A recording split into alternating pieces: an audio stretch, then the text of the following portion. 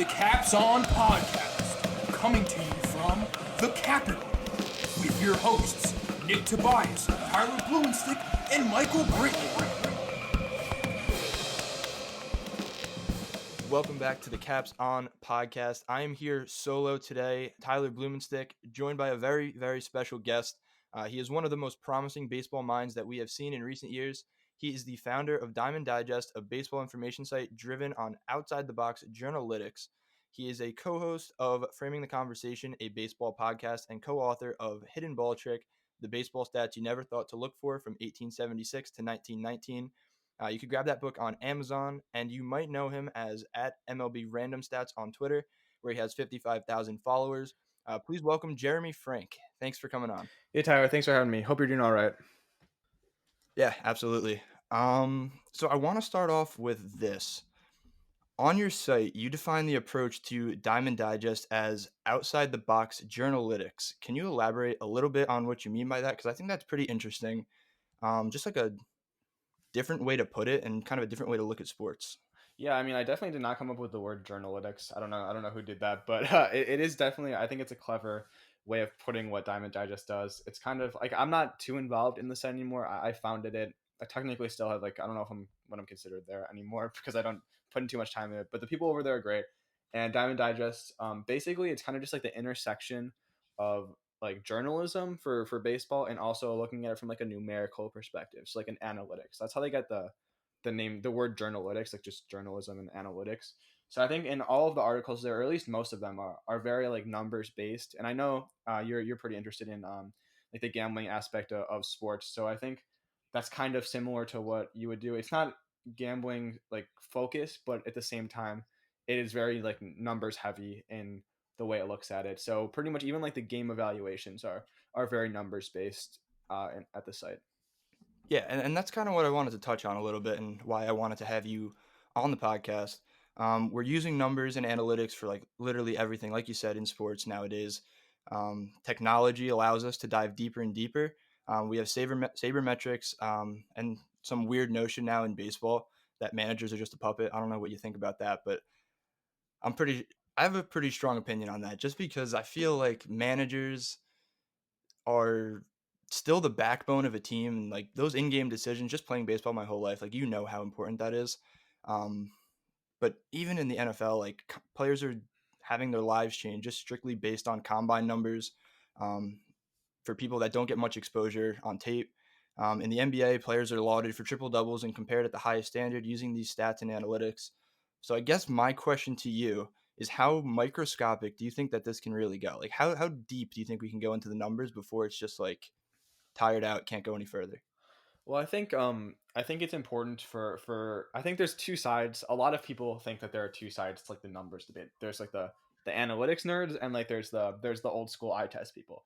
And I think that it's important, and like I think a lot of people would say like it's a numbers versus a scouting thing. And I think that I Yep. definitely disagree with that. I think that this is the goal of using analytics. It's not to make it so that all of the decisions are just based off the numbers, but the numbers are there to help guide decisions. They're used as a tool.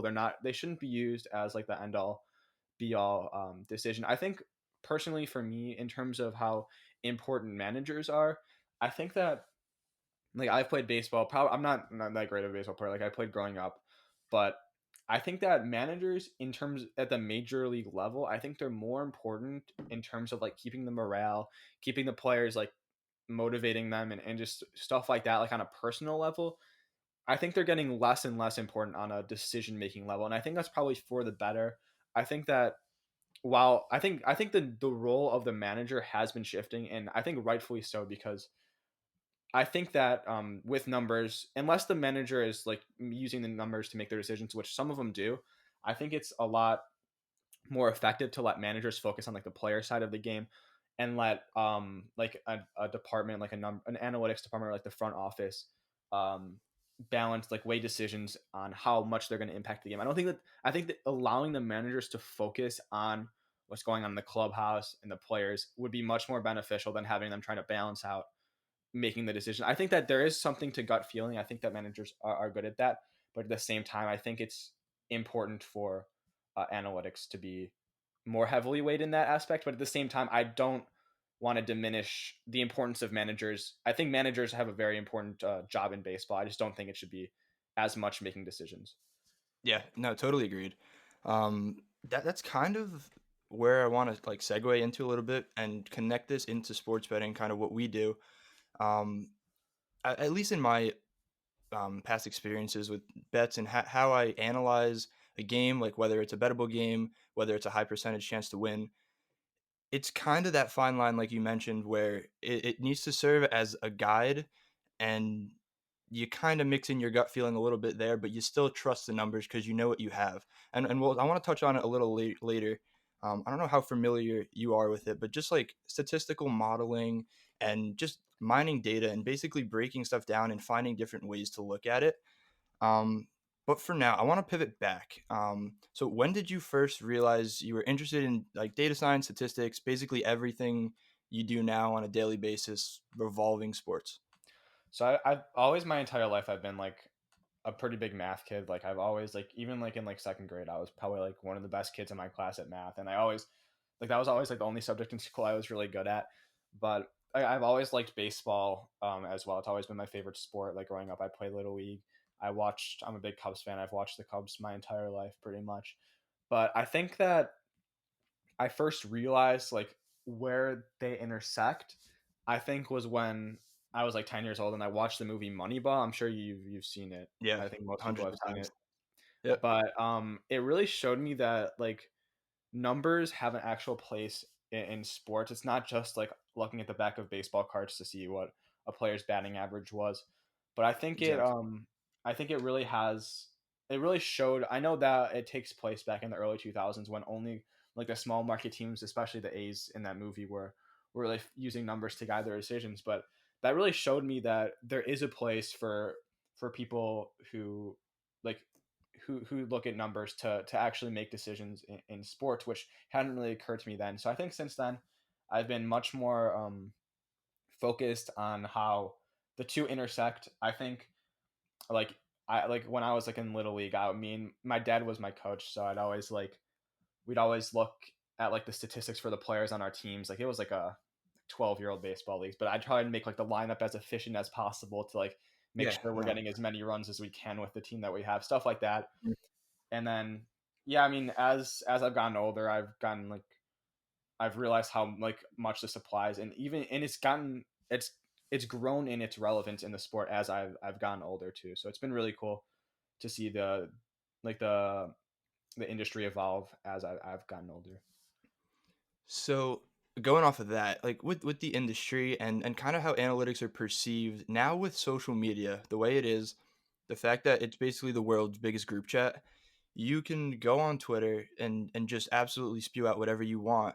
But in terms of analytics and the way it's perceived, I feel like more often than not, I look at Twitter and it's just people bashing analytics, basically saying how like there's two sides to every coin, but the people that speak out are the people usually on the side against analytics. Everybody else kind of just sits there.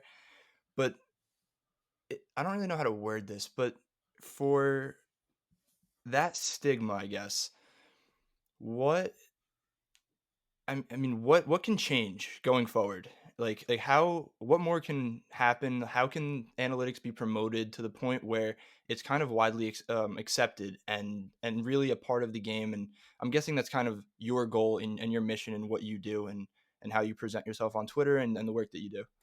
Yeah, I mean, the good thing about analytics in sports is that it really doesn't matter what people think about it because they're going to use it anyways. Like, even if Yeah, I mean everyone numbers are hated concrete. analytics, as long as there are enough people that are going to work in front offices to do analytics, it doesn't matter what people think about it. But I do think it is important to make people more open to analytics. I think analytics is, I mean, I use the word all the time. I've used it on this podcast. I think it's really a buzzword for, I mean, like I said earlier, I think analytics is more of a tool than I think analytics kind of scares people off. I think math is scary to a lot of people, and rightly so. I think a lot of people think sports should be more of a like an eye test kind of thing. Like like they think that people who have been in it their entire lives know the game really well, which they certainly do.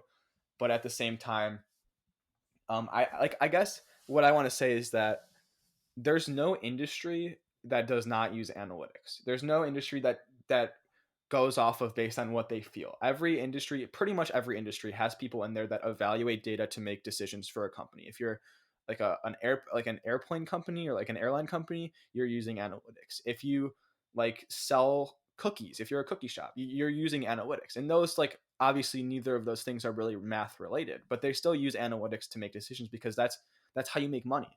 And in baseball is the same way. Obviously, some owners feel that making money is not the end all be all, or that it is the end all be all decision, while others are more geared towards wins. But it's really the same goal. I mean, teams that win more generally make more money. And if you're not using analytics and numbers and like data and feedback to make decisions, it's possible you're not getting the whole story, which is going to hurt your final, or your whatever it's called, your bottom line in the long run. So I guess, I mean, most of the people that bash analytics, a lot of them use analytics for their job. It's just their job isn't baseball. Baseball is no different. Baseball is a business, and to think that to think that people running businesses aren't going to use all of the data they have available to them to like do their job, I think it's kind of misguided. Okay. Yeah. I mean, for those people, I mean, there's baseball is also in this like recent debate about how like times are changing and kind of like the audience surrounding the sport, and how it's kind of a little bit of an older crowd here, and younger kids tend to go to more action sports. And baseball, as much as you and I both love it, it is a slow game, and it can be slow to watch. It can be boring at times if you're not fully invested in it. But that's again back to the analytics. That's where it comes in. If you have that in the back of your mind, it makes watching a game so much more enjoyable. And I personally just want to spread that and make that the norm around, and just have people keep the fact that numbers exist and there's a lot more to the game. It's not more than people running around a square, or a diamond, I guess you could call it, whichever way it's tilted. Yeah, But I and I mean, think, yeah. oh, sorry to cut you off there, but I think a lot of people blame analytics for like making the game more boring, because a lot of people look at it like, oh, like when I was a kid in the 1980s, like look at how many stolen bases there were. Look how exciting baseball was. And like now I just watch baseball and it's like all home runs, strikeouts, walks. Like there's no action, and they blame analytics specifically for that. And I think that I understand the criticism there, but again, it's not analytics' job to make the game entertaining. The job of people, it's not analytics' job to do anything. Analytics is just something that exists. The people who use analytics don't really care about how enjoyable the game is. It's how much they're going to win.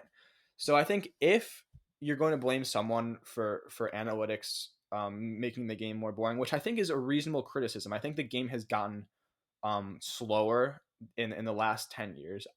I think the people to blame is Major League Baseball. Major League Baseballs are those are the people that are supposed to make the game more enjoyable. If you want to make the game more fast paced, then make a rule change that makes it so that stealing bases is more valuable than it is now, because these people have realized that stealing bases, sacrifice bunting, those I guess some people consider exciting plays, aren't as valuable or too risky compared to taking a more power centered approach with strikeouts, because that is more valuable in terms of runs than playing small ball is. So if you want the game to be more exciting, you should be blaming the sport for not making any changes to make those kinds of things more valuable. It's not the people that are finding what's most valuable's problem. It's the people who can change what is actually valuable. That's who you should be blaming if you think the sport has gotten boring. I totally agree. So, piggybacking off of that, I'm gonna go back to the stolen base example, and I don't know if you've heard this. I'm sure you've come across it, but it's a John Smoltz example, the I'm not average example. Are you familiar with that? The what? I'm not average. It's just like a little story, probably I'm like not 2 minutes sure. of a YouTube clip. I'm not So, sure. all right, I'll run through it quick just to Okay. give people who aren't familiar with it, and definitely look it up. The guy who tells the stories definitely tells it a lot better than I'm about to. But basically, the synopsis of it is it's during spring training or something where minor leaguers and major leaguers are intertwined. So most likely spring training. And apparently there's an unwritten rule where you're not supposed to talk to John Smoltz. And they're in the clubhouse or the cafeteria, or they're connected of some sort. And one of the younger guys, as John Smoltz was walking by to go to the cafeteria, he pulls him aside and he's like, "Hey John, man, can I ask you a question?" It's like, so obviously, yeah, you're a future Hall of Famer. Like, one of the best to ever do it. Shoe in for the Hall of Fame, like no doubt about it. But I must ask you a question. Why don't you do a better job of holding runners on? And Smoltz looked at him and said, do you know the percentage of a guy that gets to second base and ends up scoring? And obviously the guy that asked the question had no idea. And he's like, I'll tell you, it's 30%, and I'm not average. And that's how he ended it. He walked away, he went into the store, or he went into the cafeteria. It's Okay. it's just like, it's one of those things where it's like, he, like, even back then, like, not, I say back then as in like maybe what, 10, 15 years ago, 20 years ago, where these guys were like, analytics was still in the very primitive stages. Like, we didn't have the technology that we have today, but they're still thinking about that. So It, I it's guess I funny want you to bring up elaborate more. Smoltz because Smoltz has been one of the like people most criticized for not actually adapting to analytics. I mean, I won't say my opinion on it, but he does games, I believe, for Fox, and he gets criticized a lot for like criticizing the sport for being boring, which people say, not saying that this is how I feel, but people say turns people away to the sport because I mean you have the people that are talking about the game on TV criticizing like analytics specifically, which is kind of funny that you bring that Smoltz is the centerpiece of the story about So I'm analytics. gonna cut I you think off it's kind there. of funny. I actually made a mistake. It's a Greg Maddux story. Okay, It's that not makes more it's not a sense. John Smoltz story. It's a Greg Maddux story. Makes that But makes more it's sense. just the premise of it. But Yeah, yeah. But that yeah, is okay. That makes more sense. But yeah, definitely. I think overall I think that is an interesting story. I've never heard that one before. But yeah, I mean, I'll link to teams the YouTube teams still video. look at that. I mean, they show those on broadcasts now. I don't know if they showed on all the broadcasts, but some of the ones I watch, I think I guess to second base, they'll show like the run expectancy matrix. They'll show like how often this team Exactly. scores the runner, how often the pitching team allows the runner to score, and then like the league average, which I don't think is harmful to the viewer experience for the people that don't like analytics. Even I think it does. I think even those people kind of like it. They kind of like one of my teachers was more or my one of my high school teachers was more of an old school baseball fan, but he really liked when they'd show like what percent of the time they score because it's not like a super hard to understand thing. I think that's what a lot of people are scared of is like just not under like these things are too complicated. Like all these computer numbers are like whatever, all these like regressions and stuff. But I mean that number is very easy to understand and it's very applicable to the situation, which is why I definitely like that they use those today. And stuff like those are what broadcasts I think need to do to promote analytics. That's not a very complex thing. It doesn't really um, on its own say too much, but at the same time, I think it enhances the viewing experience a little bit. Absolutely. And we have to bring viewership to baseball. Like, it's not lacking. Like, there's still millions and hundreds of millions of people that watch, but whatever the stigma is, I am driven to try to change it, do whatever I can, and you seem to be in the same boat. Yeah, I don't even know what the problem. I don't know what baseball's main. I think well, actually, I do know. I think baseball's main problem right now is just the lack of action in the game. I think that I love baseball and I still feel that there's not enough action in the game, and you can either do that. I was talking to John Shiambi. He's a broadcaster for Yep. ESPN, and he was saying that the two ways you can do that are to either make the game shorter by either like making a radical rule change which shortens like the amount of like innings or whatever, or like Mm-hmm. cut the mound like the mound visits, just all of those like as much as you can, or make it so there's more action in the game by like changing like I don't know some rules or whatever to like change the ball or move the fences back or something like that. Like obviously not all those are super practical, but things like that. Because while as an analytics person, I would say that yes, homers are definitely more valuable than triple. I mean, even as non-analytics person, homers are the most valuable thing you could do when you're batting.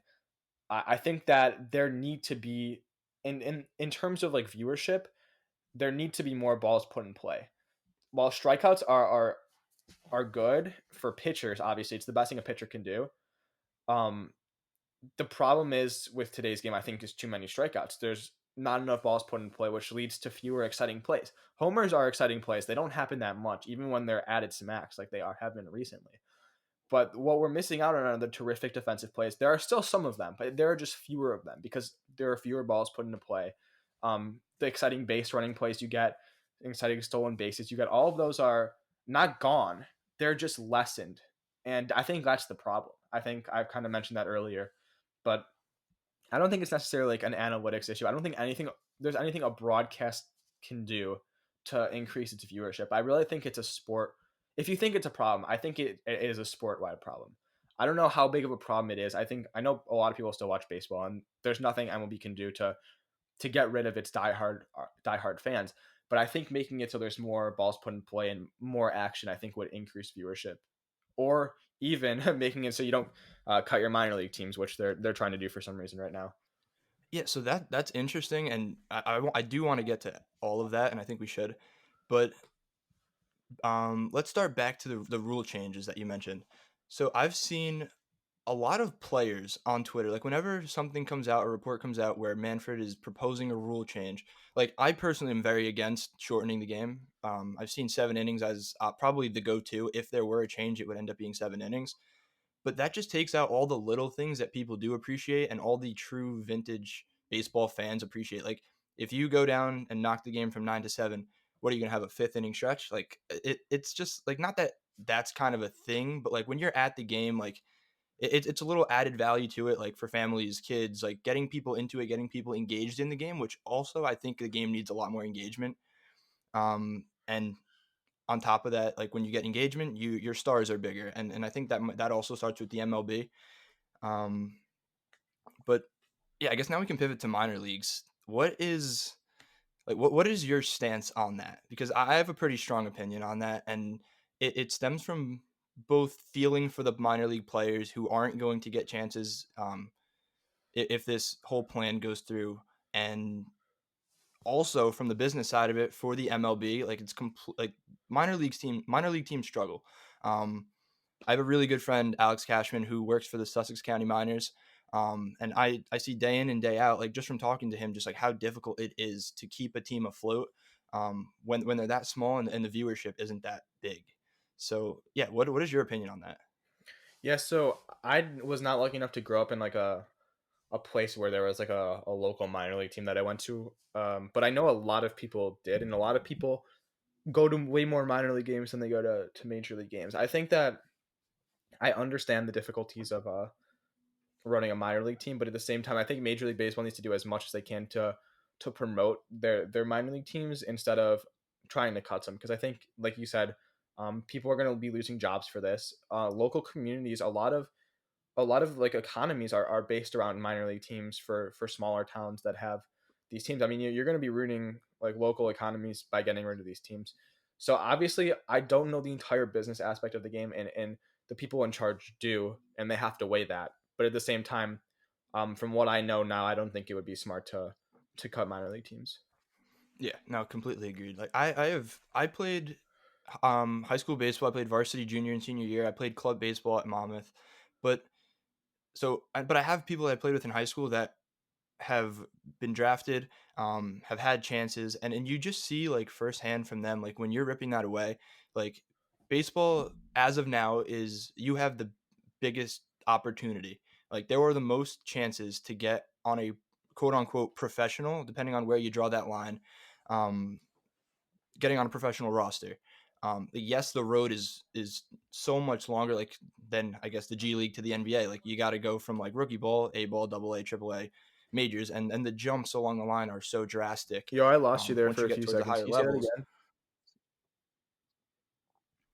So the for minor leagues, the you just see firsthand that the players are struggling to get on professional rosters, and now that you're going to cut this even more, it's just like you feel for the guys, because that you think you have the biggest chance. Like say you're one of the bottom tier minor league players, like chances are you aren't going to make it. Even if you're one of the better players in the minor leagues, the odds are still stacked against you. And now we're just taking chances away from people. But obviously, there's two sides to every coin. Yeah, and I think that the counter argument to that, I'm not saying I agree with it, is that most of the people who are playing in the lower minor leagues are not going to make the majors, and they're not paid a lot of money either. And so I think a lot of people are looking at this and seeing minor leaguers rightfully ask for higher pay because they're not getting a living wage. And they're saying, well, the only way this can happen is if we cut minor league teams. if we cut some of them and give the rest of the money to the players who are in higher level minor leagues, which I think is the wrong approach because I mean, major league teams have, I mean, they're worth billions of dollars, and upper tier players are paid upwards of $30 million a year, rightfully so. I'd rather them get the money than the owners, but at the same time, how hard is it to give each minor league player $10,000 more a year? I mean, that's not that much for an entire organization to pay. But for It's some not, and it makes a reason, difference right, for it an does make a individual. huge difference because these another one of the reasons that it's so hard to get up to the major leagues is because from like if you're like a 30th round pick and you're put into like for whatever like low minor league you're in, you're unless you're born into like a fortunate like family that has money to support you, you're gonna be have to working you're gonna have to work another job during the season and then another job during the off season, which is really harmful for these players' baseball development because they don't have enough time besides when they're actually like playing baseball. They can't really spend time to get better because they're spending so much time trying to actually make money. So these players are going to have an easier path to the major leagues, an easier path to actually put in the time and put in the work to get better at baseball. If they had just, I mean, whatever the money they're, I don't know the exact number, the exact dollar value they're asking for, but just having a livable wage, giving them time to actually focus on their dream of like playing baseball in the major leagues, I think is very important. I completely agree. I feel like you couldn't have said that any better. Um, but I do want to go back to bringing action to the game because I feel like it's important to touch on. Now the way the game of baseball is moving, it's more of a pitcher's not a pitcher not really a pitcher's dominant game, because that they are looking to get more action, but the way that the players are thinking and the coaching staffs are thinking, with all the new analytics with spin rate and getting maximum efficiency on the mound. Not saying that hitters aren't trying to do the same, but I feel like it's a lot easier to make the jump pitching wise, to that next level than it is hitting. And after all, hitting is the hardest thing to do in sports. Completely biased because it is hard, but even if it was unbiased, it's still the truth. But because pitchers are aiming to really increase their spin rate and metrics like that just to get overall better and get their strikeout numbers up, that's taking away, yes, it's bettering their careers, but it's taking away from the overall action of the game, like you were saying before. So it's just like a give or take kind of relationship. Yeah, I think it's not the pitcher's fault. I mean, you're looking at it and you have all of these numbers, and they're basically told, okay, if you improve these numbers, this is the easiest way to become a better player, a better pitcher, to get more strikeouts. If you increase your spin rate, you're going to get more strikeouts. And then they learn how to increase their spin rate and they get more strikeouts. I mean, why would you not do that if you're a pitcher?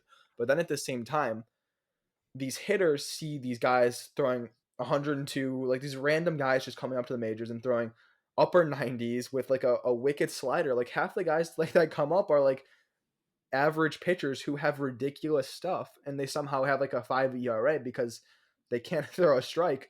But you're a hitter and you realize that it's impossible to just look at this guy and be like, okay, man, I'm just gonna go for some singles here. Like you have to take the same opposite approach as they're going and just go all or nothing. Because if you're, it's really hard to hit, and it's really hard to hit the stuff that these guys are pitching.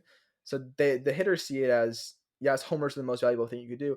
So we're just gonna try and hit the ball as hard as we can. If we strike out 25% of the time, which is pretty much the league average now, it's okay because we'll make up for the production when we actually make contact with the ball. So it's neither, it is like a back and forth game. I totally agree.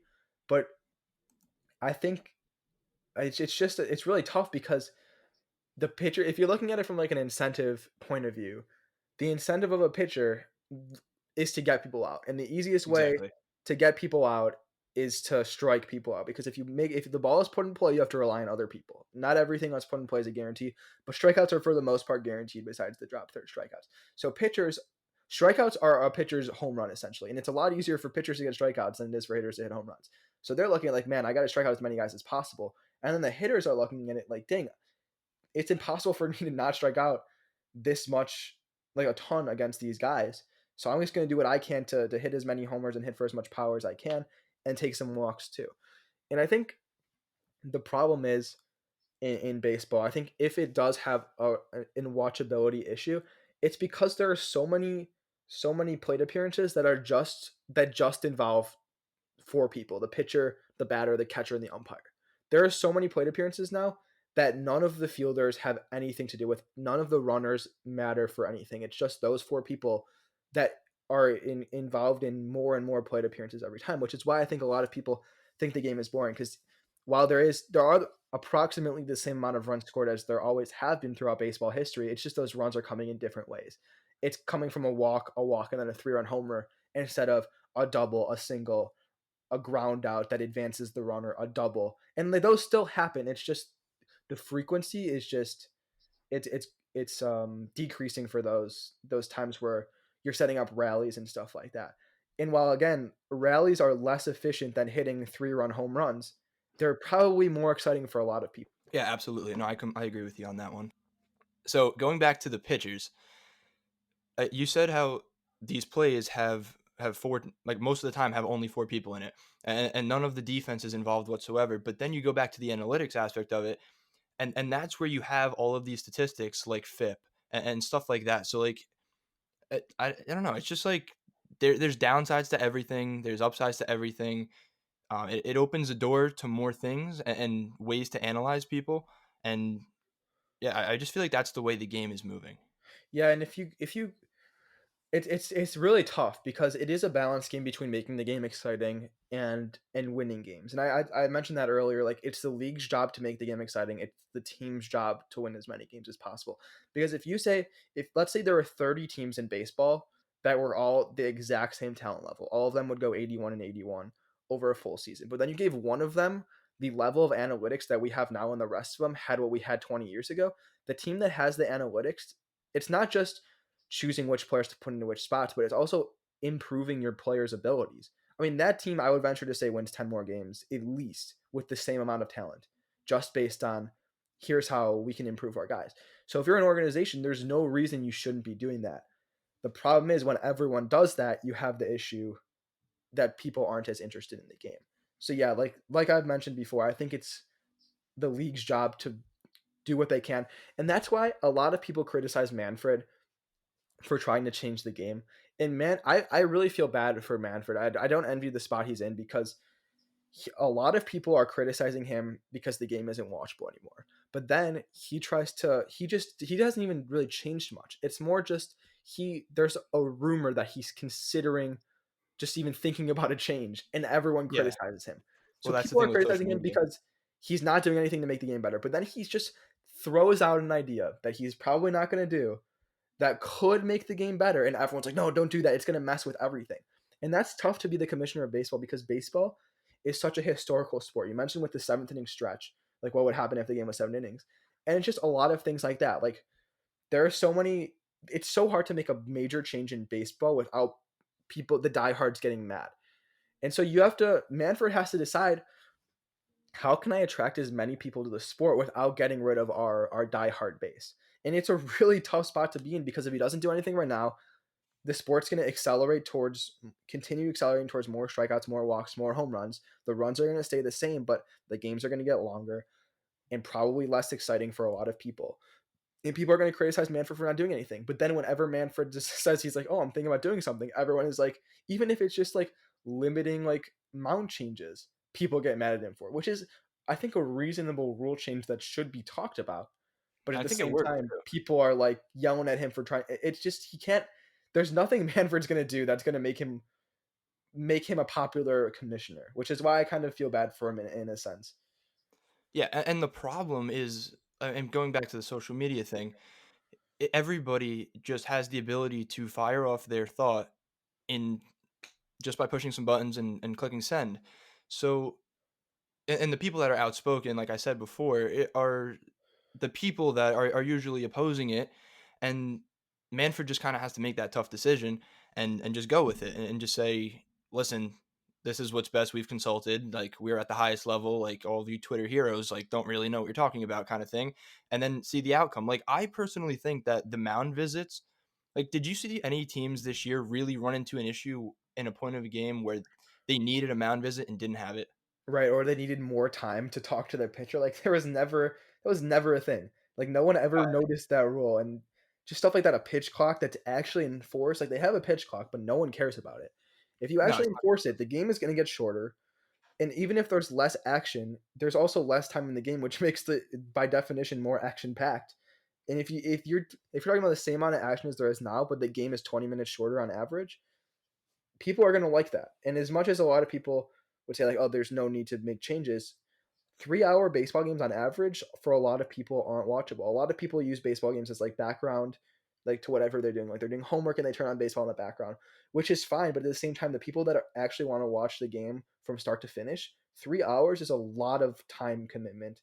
And a lot of people will point to football as like, oh, football's 3 hours, but football is way more action packed. A lot of people have used like the statistic, oh, like they're like in terms of plays per minute, like baseball is like faster, but there's way more action in football than there is in baseball for the 3 hours, which is why football doesn't have a problem of how long the games are. No one really cares how long football games are because it doesn't seem like it's going slow. But baseball seems like it's going slow.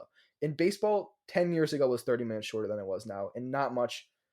I mean, there have been really no rule changes that have done that. It's just in the natural evolution of the game, and it's kind of funny because like I mentioned earlier, it's just so hard for to make big rule changes. Like, can you believe that 30 years ago the NBA just added a 3 point line? Like there was for the entire basketball history, there was just no 3 point line. Every shot was worth 2 points. And then one day, I don't know the exact story of it, they just added a 3 point line, and like everyone loves the 3 point line now. There's nothing Exactly. that high of a scale that baseball could do that would be that popular, and that's Yeah, just and because it's they're such a even moving it historical back. game. It's such Yeah, a weird spot. Like, I mean, I can't believe that they just added a 3 point line and it's just been so normalized. Like everyone thinks that's like, but for a lot of basketball history, that just was not a thing. But there's nothing baseball could do now that in 20 years everyone's gonna be like, wow, this is like I could not imagine life without this. At least I don't think. yeah. I mean, and we won't know until it actually happens. But like it's like you said with football and baseball, like comparing the two, like baseball, yes, there's like when on plays where it only involves those core for the pitcher, the catcher, the batter, and the umpire, there's still what seven other guys on the field doing something meaningful. However, it might not be visibly meaningful. Like that outfielder taking that read step in or that first step to prepare for whichever way, like that first step back drop, because obviously it's easier to go forward than it is to go back. But that one guy, that one thing that he's doing, which is extremely important to his role, is not put on display as opposed to football where there's 11 people going one on one. Like, all right, assuming there's no double teams in the play, which obviously happened, but just for the sake of this, for 11 guys on each team to be going one on one every single play against somebody else, you can put 100 different people in the room, and if they're watching different parts of the game, you can have a bunch of different stories about how that play panned out and why that happened. Baseball is very finite, and there's a concrete result at the end. It's like pitcher goes in the windup, throws the ball. Is it over the plate? Yes, that's it. Like strike Yeah, one. and I think like you kind of alluded to there, I think like John Boy is doing a great job with I love his like there are a work. lot of things that he does that like people don't like a lot of things in baseball that people don't pick up that he is terrific at picking up on and describing. Hmm. And he to me a lot of people like I got into like an argument with John Boy over Twitter like one time, and like a lot of people think like I hate him now, but I don't hate him. He might hate me, whatever. But I think he does great work, and I think that he is really the Tony Romo of baseball in terms of like what he does. I mean, he's very smart. Tony Romo obviously played like football in like the NFL, and John Boy did not play baseball. But at the same time, they're like I mean, everyone loves Tony Romo as a broadcaster because he really knows what's going on in the game.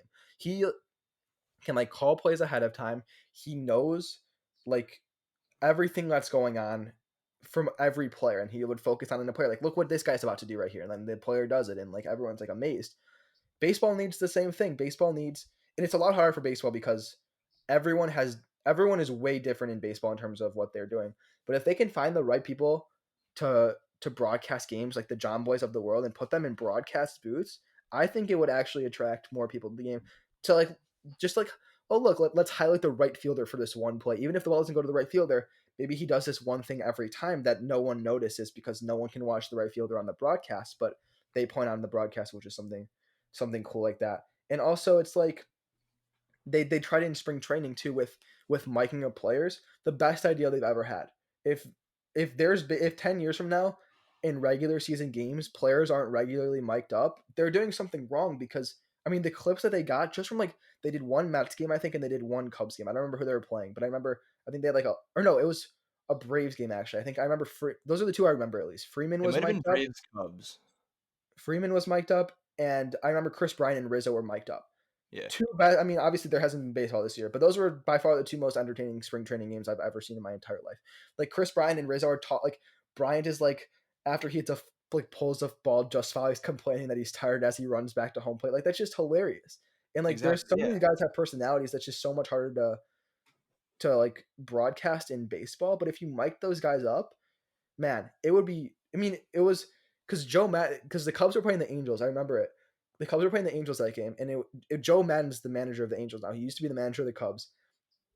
And Chris Bryant and Joe Madden were talking in the middle of the game. I'm pretty sure Chris Bryant was like in the field, and he was talking to Joe Madden, and that was broadcasted on ESPN, which I think is awesome. If you do that, even if you like just do it for the night game on ESPN, like the Friday or is it Sunday night baseball on ESPN, if they just had a player mic'd up just on those games and like every other game is just completely normal, man, baseball would grow so much because those would be clips that would be on House of Highlights. Have you ever seen a baseball play on House of Highlights before? Never. That would be on House of Highlights. If like, you highlight a center fielder and he's talking you through while he makes a diving catch, like he's like you can hear him like, oh, I gotta go in, and then lays out for it and catches it.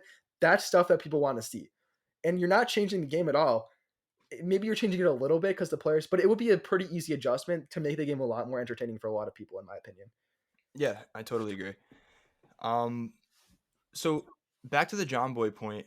You said like he didn't really play baseball at a high level, and he's still doing what he's doing. And I mean, you mentioned earlier in the podcast that you didn't really play baseball at a high level, but you're still interested and you have the mind for it, and extremely advanced compared to the average person.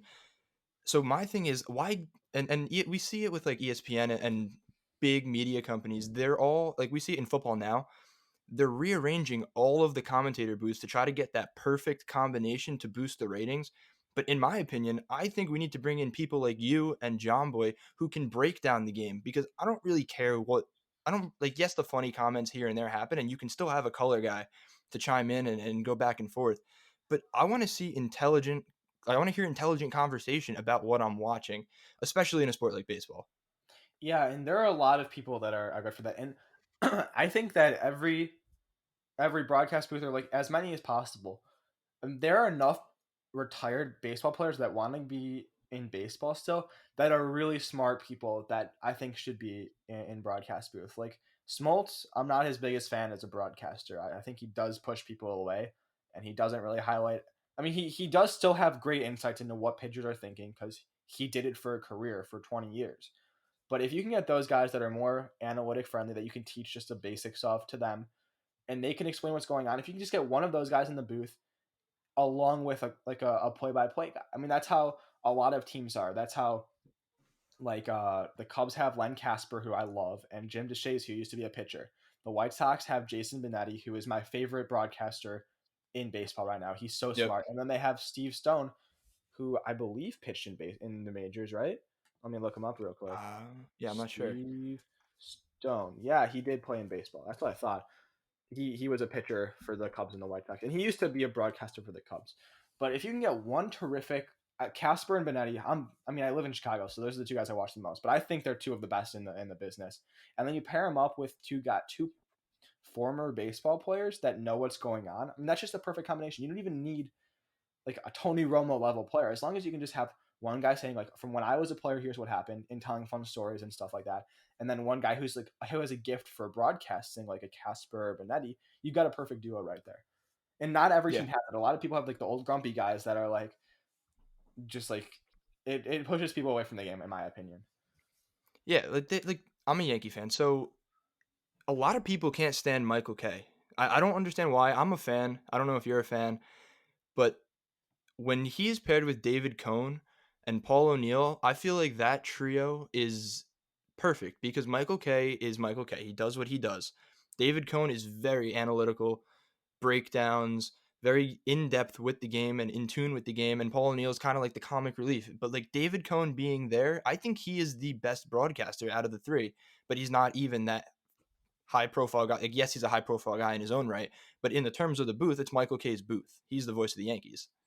Yeah, David Cohn actually follows me on Twitter, which is kind of cool. I don't know if I've actually That's talked to him awesome. before, but he is those guys. It's just a perfect combination. You don't want to get it too analytics because that is going to push people away. You don't want to get it. You don't want to stack it with 3 players because you're not going to have. I mean, those guys are not the best commentators by themselves. They can't talk for 3 hours straight, just like 2 or 3 players in a booth. They're gonna. I mean, this is not the best for talking about what's going on in the game. But if you could balance it out with one guy who is a really good talker, one guy who used to play baseball, or at least like a John Boy type guy who really understands the game and knows what's going on and can explain it to people who may not be picking up on everything. You've got just a perfect combination there in terms of, and then just get like just some good people that do the broadcast graphics and stuff, and you can explain to the people who are actually talking like what they need to say for those kind of things, like for the analytics and stuff. You don't even need to have either Exactly. that good at like understanding the numbers and stuff, as long as they know what they're reading on screen, because they don't even need to know, as long as they can kind of express it pretty well. Yeah, because everything is. I mean, even if it's just somebody behind the scenes pushing something to the announcers so that information does get out, like that's still something that needs to happen. Yeah. So, all right, I want to wrap this up, but I have one quick question, maybe controversial. I mean, not controversial, but it's definitely split down the middle regarding the Astros punishment. I want to get your opinion on it. Do you think it was too harsh, not harsh enough, or just right? Again, this is not a situation I would want to be Rob Manfred in, because the only way that they got all this information from the Astros and were able to say that they definitively cheated and have all this evidence is by giving them immunity. And if they didn't give them immunity, we wouldn't be in the spot right now where we know everything that we know. So That it's is tough true. because Manfred really can't do anything right now. There's really I don't know what the legal ramifications would be if he actually punished them, but for argument's sake, he really can't do anything about it. So as much as I hate people getting thrown at in baseball games, I mean that's what's going to happen whenever baseball comes back. These guys are going to get beamed, and that's going to be their punishment. Obviously, the upper guys like Hinch and Luna got in trouble for it because they weren't granted immunity for it. But the players, as much as it sucks for people who had their teams victimized by the Astros, like I know you're a Yankees fan, so it sucks, and it sucks for the Dodgers fans as well. But it's really hard to punish the players when you told the players that they can tell you whatever they know and they wouldn't get punished for it. It's really just not. And I don't think Manfred was even wrong for granting them immunity, because if he didn't, we would know nothing compared to what we know now. So I think that the biggest thing that came out of it is that everyone knows what happened. And even if they're not punished, even if no one is suspended on the Astros, everyone will look at the Astros World Series differently. Everyone knows that these players were involved in this thing. So I think that's the biggest punishment is just the public perception of it. I don't think that suspending them for 20 games or 81 games or however many, whatever you wanted to do, I don't think that would be even as effective. And it would be way more controversial, I think, than what's going on now. So do you think going forward, like I'll only list the ones that maybe possibly have a shot at this point, but do you think guys like I'll say Justin Verlander and Garrett Cole and Zach Greinke and stuff like that. I mean, Greinke wasn't on the 17 team, or the 18 team, 17. whatever the first time, the 17 team. But guys like Jose Altuve and Correa and Bregman and guys that have a promising enough career to be a future Hall of Famer, do you think this is going to be held over their heads, similar to the way steroids are being held over anybody who was accused, convicted of using it? What do you think? Yeah, I think it really depends on what happens the rest of their careers. If Altuve and Bregman and Correa, if you look at their stats and when they're on the Hall of Fame and you don't see any drop off from the 2019 season to the 2020 season to the rest of their career, then obviously the sign stealing was not that effective. Like obviously, like it worked, but at the same time, it didn't give them that big of an advantage. And it's tough because I don't think it's going to be held over their heads like steroids are. I think that while some people may take it into account, I think it'll be overlooked if um, if their careers were not like if Altuve falls off this year, but still manages to get like 3,000 hits. It's just his performance just drops off quite a bit. Then you might have an issue where like wow, like he was only good when they were stealing signs. But if he's fine, if he continues to bat 330, if he continues to be in like top 10 MVP conversations for the next few years, I don't think there will be that many issues. I think the biggest person who's going to be harmed by this is Carlos Beltran, who he was I think a very fringe Hall of Famer who was supposedly the guy that started all of this. He was the veteran presence that supposedly was influencing the younger players to do this and like kind of scaring them into doing this because they didn't know what else. I mean, that's what I've heard from like the reports and stuff that Beltran was. I mean, that's the reason he didn't get the Mets job, but or he got. I don't even know what happened with that, but I think he um, got it, and then they like fired him or something. or he Or stepped they, down, but well, I don't know. yeah, Whatever it but the was. point is Yeah. like I was very excited for his Hall of Fame case because I think he had a really strong one. He had some I big agree. Yeah. postseason moments. He had a really good regular season career, and it's going to be interesting to see what happens with him because that's the last memory we have of Carlos Beltran's career. Like, obviously, did he retire after 2017? He either did that or Yeah, that retired was his 1 year. last year. I think if that was his last year, then the last thing that Carlos Beltran did that people always remember is stealing signs illegally, and that's going to be Yeah. way different than Altuve and Bregman and Correa, who have the chance to prove that the cheating is not going to define their careers. It was not the reason that they're good players, and I think that Bregman and Correa and Altuve, I really don't think they're going to get that much worse without it. I mean, Bregman and Correa were like top prospects. It's not like they're going to. I mean, it's not like they were unless there's like a systematic thing in the Astros organization. There's a reason Bregman was a top prospect. It's not because he had been sign stealing his entire life. It's because he's a good baseball player, and I think that Exactly. he's still going to continue to be a good baseball player even if they're not cheating. But if he's not, then you have issues with like, dang, this is actually like did something. I don't think the pitchers are going to be impacted by this at all. Um, I don't think anyone's going to hold this over like Justin Verlander's head, even though he has been defending them, which is what you would expect a teammate to do. But I mean, unless there's some news about them cheating, I mean, he didn't bat at all that season, so I don't think so. Perfect. I'm in complete agreement with you once again, and a lot of the stuff that we touched on today in this episode. So I just want to thank you for coming on as our first guest for the capsON Sports podcast. I think this is a great conversation, something that has to get kind of opened up to, and I want a lot more people, and we seem to be on kind of the same mission in some sort of a way, where we're both in agreement on the fact that baseball or analytics has a place in baseball and sports in general, and we both love the sport and want it to grow, and viewership needs to increase and more excitement to the game. But again, thank you. I really appreciate it. This was awesome, and I had a great time. Yeah, thanks for having me on. Most just stay safe and yeah, just enjoy the rest of your break as much as you can, I guess. Absolutely. So as always, this is the capsON podcast. You guys can follow us on Twitter at capsON Sports, Instagram at capsON.sports, Facebook at capsON Sports Betting, and this podcast is available on Spotify, Apple Podcasts, and YouTube if you prefer one of the other two that you're not listening on right now. But anyways, as always, we'll leave the cap on for you.